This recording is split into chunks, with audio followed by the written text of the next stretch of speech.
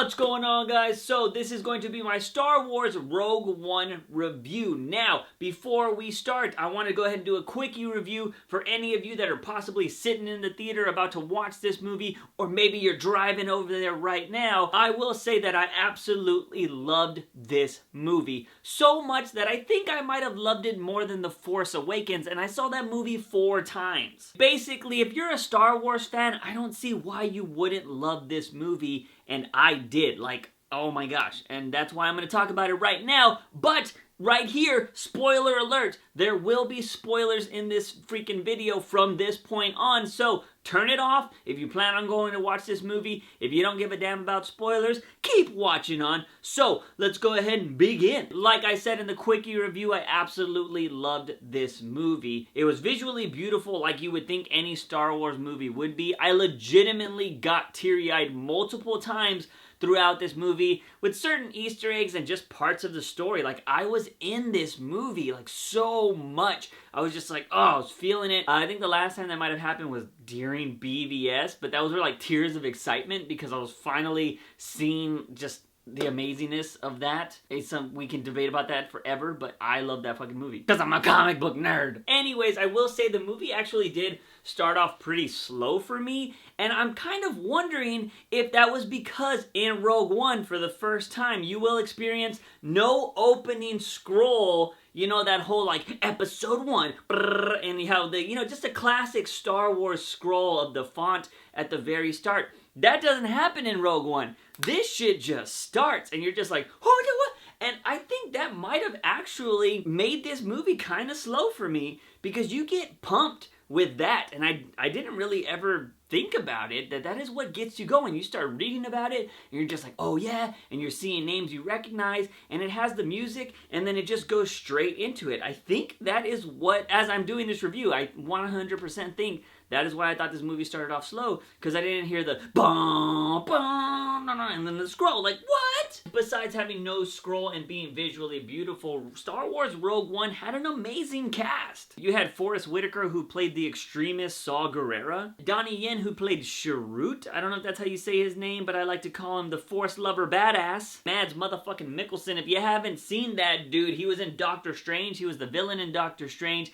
Now he's in Star Wars Rogue One, and he was Hannibal in that show. Like, dude is killing it. He played Jen Erso's father in this movie. Then you had Alan Tudyk, who played the droid K2SO. And of course, in Star Wars, the droids are always hilarious and badass. K2SO, I fucking loved in this movie. You will too, I think, when you watch it. But Alan Tudyk is very interesting. If you guys don't know about his work, I love his comedic stuff. But if you haven't really heard of him before, you've definitely heard his voice before, because he does a lot of voice acting work. And if you are somebody that just watches DC cartoon movies, he freaking has been in a bunch of them, and he was a lot of voices in Young Justice. So, yeah, you've definitely heard him before if you haven't heard of him. And finally, you had Diego Luna, who played Cassian Andor, and Felicity Jones, who played Jen Erso, who both did amazing in this movie, in my opinion. Like, I loved both of these characters, and they just had great scenes in this movie, and it's just like, oh, man, Disney, like, I know I give Disney a lot of shit for the, like, silliness in their movies with the Marvel side of things. That's just because as a comic person, I want to see crazy shit always happening, and sometimes I like the darker stuff when it comes to stuff. That's why I stick to DC a little bit more. But I feel like the partnership between Star Wars and Disney is like the best thing ever, because even in the original ones, before Disney even like smelt Star Wars, the droids were comedic. Like, I feel like Star Wars and the Disney partnership are the best things that have ever come together, because we're always going to get Star Wars movies now, and I think Disney knows how to make these movies great. That's the one thing you can't shit on Disney for. They make great movies, and they're doing that with these Star Wars. Whether you're just like one of those fanboys, like, no, they're changing things, blah, blah, blah. Whatever, fuck out of here. Like, these movies are great. Also, that fanboy right there that complains about Star Wars movies is basically, they hate the prequels. I don't know if they hate I mean, I had somebody bitch at me when I did my Force Awakens one, but people need to just stop being salty, okay? Just give stuff a chance. I understand why you hate the prequels. We all hated Jar Jar Binks. Like, I get it. Like I said, Disney just knows how to put a great cast together, and with that, I want to start diving into why this movie meant so much to me. After I watched this movie, I was talking to a friend of mine,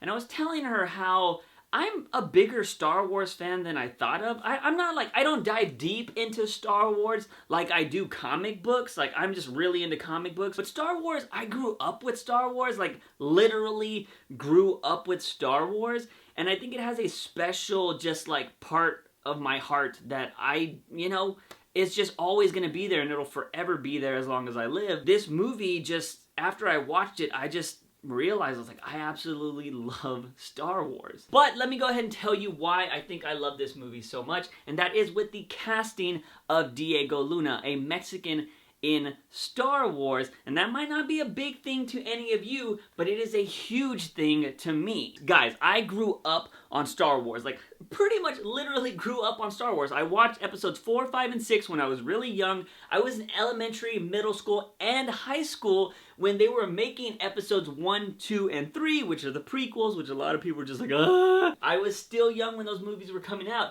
But I loved Star Wars. I loved all of those characters that were in those movies, and I was just like, oh my god, freaking Luke Skywalker, Obi-Wan Kenobi, Anakin Skywalker. Like, I was about it. Like, I loved all of those characters. And the one thing I never noticed when I was little, because I didn't care about that kind of shit, was they're all white. They are. Luke, Han, Princess Leia, all white. You go back to the prequels, you got Anakin, Obi-Wan, Natalie Portman, Princess Amidala. All the lead characters were white, and I didn't have a problem with it. Like I said, when I was younger, didn't give a shit about that stuff. But as I got older, I start thinking, and I'm just seeing all of these amazing roles and awesome people. They're all played by white actors, some from America, some from Europe, all of that stuff. But I'm just like, what the fuck? Like, are there not, are there no, is everybody badass only white? Now, I'm not hating or anything. I still love those movies. I still love all those actors. It just comes down to,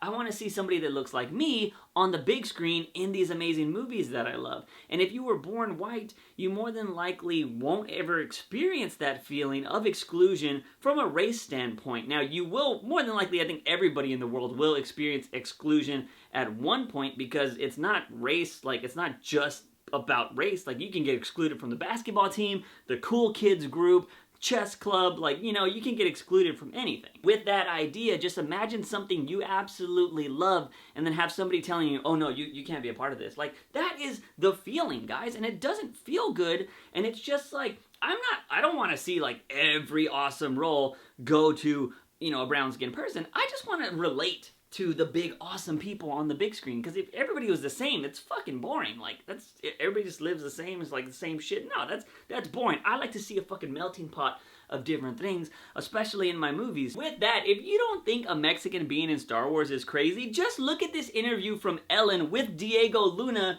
talking about how crazy it is. Cool is that? Well, that's so great that you're appreciating, because it really is cool that you're in it, and it's it's going to be huge. So I'm glad that you're enjoying it. A Mexican in Star Wars, come on. Yeah.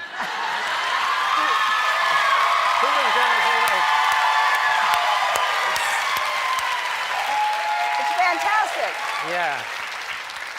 And in a role that actually lasts more than 10 seconds, right? He even pointed out that the role lasts more than 10 seconds. He is the lead male actor in a Star Wars movie. And if you guys don't realize how big that is, coming from, like, through my eyes, that's fucking huge, guys. Because now it just shows you that I literally, I don't know if I want to be an actor or anything when I grow up, right now, but, like, it gives me the inspiration and shows me that eventually, if I wanted to be somebody in a big franchise, like a big part of the movie, I have that chance. This shows that it's possible, guys, and it's just so amazing, and it's really all I can really say about that. And it's one of the reasons why I freaking talk about this stuff on my channel all the time, because some people out there just don't get it. They think it's not a big deal, but it is. I'm freaking 28, and I'm just, like, blown away by this idea. It is the same reason why women are getting tired of being the damsel in distress in movies, and they want to be the badass Wonder Womans of the world in movies, because they want to see that as themselves too. They want to see badass things of, you know, that they can relate to. It's the same thing for people of color. We want to see badass people of color on the screen, and I finally got that in a huge franchise like Star Wars. Okay, that is enough of all that. I'm going to move on to the rest of thoughts about this movie. If you're still watching this, I applaud you. I'm pretty sure a lot of people already turned off this video because, you know, they didn't want to hear about this whole inclusion thing because they think it's PC or whatever. You know, I got a prize for those guys.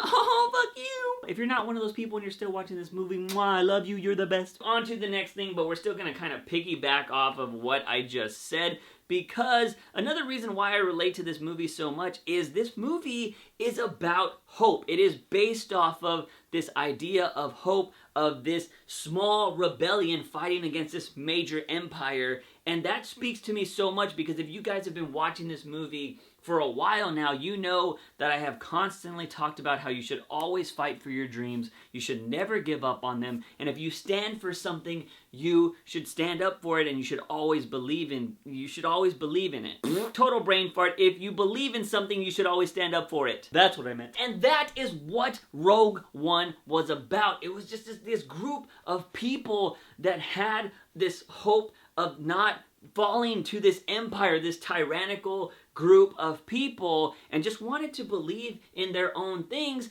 and they fought for it, and they fought to the end for this, and it was just, it was a very inspiring movie to me, and it's like, you know, you see this throughout time. I'm pretty sure you've seen a lot of war movies and stuff like that, but when it's a franchise, and I think this is one of the reasons why I love comic books so much, because they constantly do this, but just just visually seeing people in this amazing world against all odds find a way to make it happen and just make their dreams come true and stand up for what they believe in is just so fucking inspiring. And I think Rogue One does that better than any of the Star Wars movies, even the ones that were in the late 70s or whatever. Like, those had messages of hope, and you know, they're destroying the Death Star and all that shit, but this one was just like, it felt like the odds were just so more stacked in this one, and I felt like they just did such a great job with it. Before we jump into the Easter eggs and my favorite parts of this movie, I want to talk about something that happened throughout this movie and how it ended, because I feel like it helped the story so much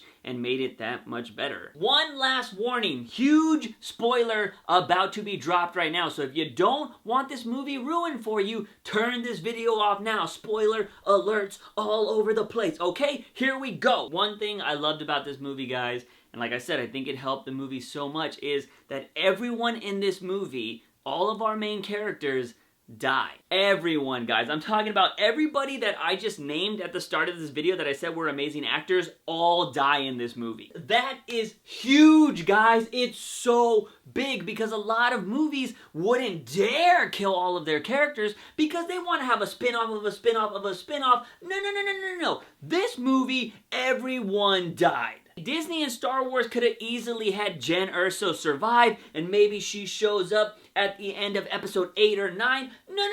No. That ain't happening in this one. There ain't gonna be no Rogue One sequel. No, everybody died, and I loved it. That sounds super morbid, but let me tell you why. It helped the story so much, because when you watch it, and I so hope you watch this movie, when they go on their final mission, they all know that this is more than likely their last one, but they're still willing to put their lives on the line for what they believe in. And with this movie being a whole message of hope, like, holy shit, I think it was just the perfect ending to this story. And like, you don't have to, like I said, you don't think about like, oh my god, they're gonna probably show up in episode 8 and 9, oh my god, like, you don't think of that. Their story ends, and you know how their story ends by going out and being heroes and changing their galaxy and universes and everything. Like, they changed everything with what they did. If it wasn't for those people, freaking Luke and everybody else would not have a chance, and everybody would be under the Imperial freaking control. And it was for this group of crazy motherfuckers that the world of Star Wars has hope. I fucking love this movie! Now for the Easter eggs and other cool things that happen in this movie portion of, you know, the video. First thing I want to talk about is something, Star Wars did something that I just want to say, I love you, thank you for doing it, is They filled up one huge question that I've always had, and it's like, I always question, I'm like, why the hell would anyone build the Death Star with that shitty little weakness it had of just shooting 2 freaking, like, little missiles into the thing and blowing up the whole Death Star? I was like, why would you even build that kind of shit? Rogue One answered that question, and hallelujah, I love that kind of stuff, because when I'm writing, I always try to ask myself, I'm like, all right, if somebody asked this question, what would be my answer? And why would they do this? And blah, blah. I don't, like, you know, I like to just have all the puzzle pieces put together just in case people ask questions. I'm joking. In case people ask questions, I like to have answers for them, and Star Wars just answered one of my biggest questions, and I was just super giddy about that when I was watching this movie. There was Easter eggs galore in this movie, guys. I mean, if you've seen the older ones, the prequels or whatever, you'll catch on to some of them. I'm pretty sure I missed a lot of them, but we got to see 3PO and R2-D2 in this one for like a short little cameo. Absolutely love that, because, you know, they gotta be in everything. They're amazing. We saw a little cameo there. We got to just see references to like Princess Leia and stuff like that. Obi-Wan Kenobi. Like, oh, you're just like, whoa! Like, those were just, so nerdy moments in these movies. Of course, we got to see motherfucking Darth Vader, and he did not disappoint in this movie. He had, you know, he wasn't in the movie a lot, but it was just, oh my gosh. So he has some cool messages. He force chokes a bitch, and he does all of this other stuff. At the end is when you really get to see Vader be Vader, and it was glorious. Oh, and speaking of that ending, oh man, you thought it was just terrible. Oh man, this totally sucks. After you see Jen Erso and Cassian freaking die. Oh no, guys, but check out how they ended this movie. They ended it with freaking Darth Vader. So they get the plans, the Death Star plans, and they send it to another ship, and this other ship breaks off, and freaking Darth Vader starts chasing after him, and he starts killing all these rebel soldiers with lightsabers, and it just looks super awesome. Well, they get the plans, and they jump into another pod ship that's like, oh man, I was like, that ship looks really, really familiar, and the soldiers all running, like, here, we got something for you. Who does he give it to? He gives it to motherfucking Princess Leia! That's right, we got to see freaking Princess Leia. I'm talking about CGI motherfucking Princess Leia. It looked like her, and I was just like, I lost my shit. I was just like, oh. It was so awesome, and like, it just connected. Freaking, oh man, this movie, they're like 10 minutes apart, guys. Like, this movie ends and episode 4 starts, and it's just like, oh, it was so, oh, my nerd heart couldn't take it. I love this so much.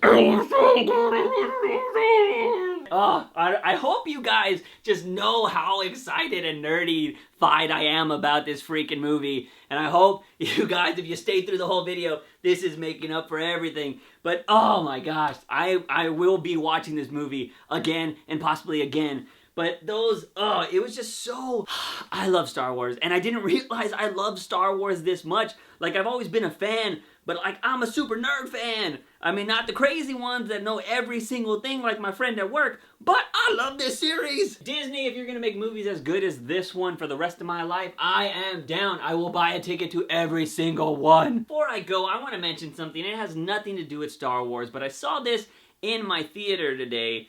I was sitting down waiting for the movie, just like waiting to start it, and in the front row where I was sitting, in the row in front of me, I should say, I saw a family walk in, and this family was a mixed family, and what I mean by that was, you know, it was a mother, father, and then their children were of different ethnicities and, you know, colors. That sounded weird, but of different ethnicities and, you know, cultural backgrounds and stuff like that. And the grandparents were there. But it brought a smile to my face. I don't know why, I just fucking loved it. Like, I don't know why. I tweeted about this before the movie start, but I seen this family, this mixed family, which were more than likely all of these kids were adopted, because it looked like the father was Hispanic, the wife could have been white, she's probably Hispanic too, but one of the boys was Asian, the other one was black, and the little girl could have been white or Latina. She could have went either way, you know, it's kind of hard. You know, when they're young and they got brown hair, you just don't know. The grandparents were for sure Hispanic, but it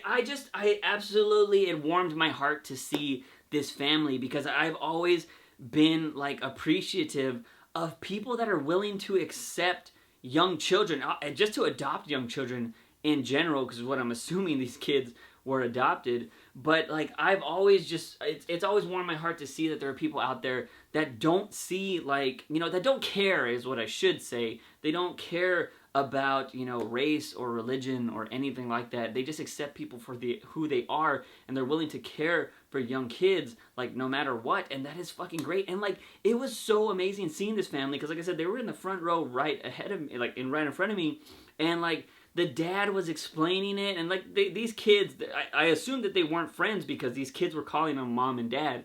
So he's like explaining, like, I think he more than likely grew up on this, and he grew up on Star Wars, and he was explaining, he's like, oh, this is so-and-so, and blah, blah. Like, I could hear him just explaining all of his passion about Star Wars to these kids. You know, the little girl, like, she went to go sit with her mom, and she was like the most excited. The little girl was like, that's awesome! And all this stuff, and like, it just fucking warmed my heart. And like, stuff like that, I think it made so much sense, and it was just perfect, because I was watching a movie about hope, and I saw people in front of me that didn't care about, like, you know, the color of your skin and stuff like that. And I just hope that one day, hopefully in my lifetime, we can all get to that point where nobody cares about that kind of shit. We don't care about the color of our skin. We don't care about religion. We just care about the shit we like, and we can agree and disagree on things, but in the end, we all love and respect each other, and I'm kind of hoping something that I'll be able to experience in my lifetime. That's just something I wanted to talk about, guys. I know on here, you guys know me, I talk about whatever's on my mind. Something I saw tonight when I was in this movie theater warmed my heart. Just wanted to bring that story to you guys. Let me know what you thought of Star Wars Rogue One if you've already seen it in the comment section down below. If you like this video, give it a thumbs up and share with all your Rogue One buddies. Don't forget to hit that subscribe button for all things nerdy and geeky on this channel. As always, guys, I'm your host, JUICEbox. Remember, when you wake up in the morning, ask yourself something. If I have my daily dose of juice, see you guys next time. Bam!